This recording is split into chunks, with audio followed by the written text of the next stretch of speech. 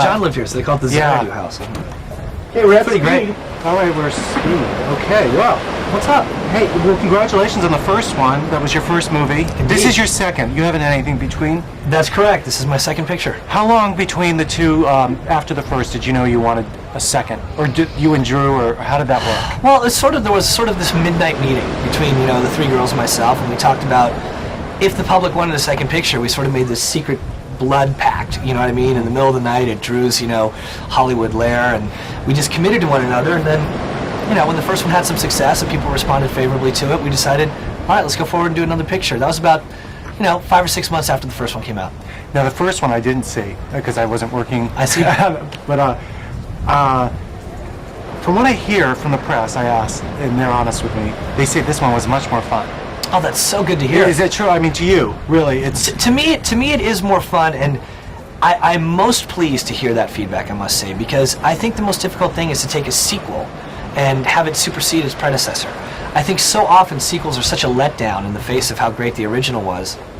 I think you can count the great sequels probably on one hand, and it's just, to know that, we all like the first movie very much, but to have the general consensus be that this movie's even more fun feels great.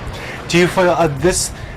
I thought it was hilarious because I didn't realize it was somewhat of a spoof as well. Yeah, to some degree. It's to some degree. That's not the whole point of the movie. It's action, fun, everything. Yeah. But do you think that you spoofed this? This was more of a spoof than the first? I don't know. I mean, hopefully what our contribution is to the film community is tone. It's just ideally, and I ask you, ideally, Charlie's Angels is its own animal in regard to how the film feels. It's a little bit like The Matrix. It's a little bit like James Bond. It's a little bit like Austin Powers. But at the end of the day, it's its own thing.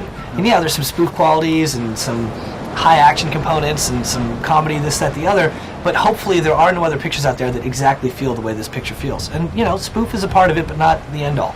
Yeah, well, there's a lot. Well, we have 3 female lead characters, just extreme action. In fact, I just saw Terminator 3. It kind of has this bigger than life, nothing can kill them almost, Yeah. They go through these dangerous things, leap out of buildings, and they never die, I see. That's what this feels like. It's bigger than life for female action stars. Yeah, I mean, we wanted to have some respect for physics, but not too much, because, we know that, X-Men, people have seen it, and people have seen The Matrix, and people have had a good time with this summer movie experience, and I certainly didn't want to come up short.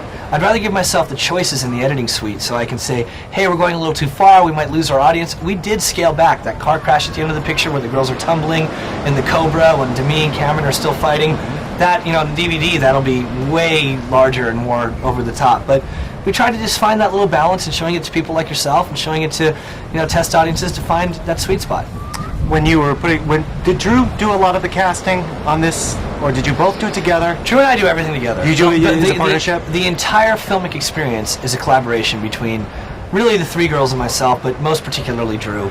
She, we have this sort of, mother-father relationship in regard to this film, and it's fun, and she's the best partner you could ever, hope to have, because first of all, she's made over 30 films. She's so charismatic when it comes to, getting the great cameos, and, Drew deserves all the credit in the world for enticing Demi Moore out of Idaho and back into Hollywood, and, just all that. She balances the studio and the needs of the actors, and I'm very thankful to have a partner like Drew.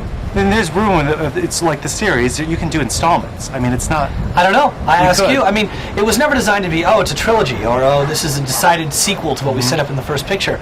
The idea is, ideally what the Bond franchise is, just installments of, Bond episodes, and hopefully installments of Charlie's Angels episodes, and we'll see if the public wants another one or not. Okay, great. Congratulations. My pleasure. Nice to meet you. It's a pleasure to meet you. Thank you so much for coming out. I don't have a mic. I know. They just went for it.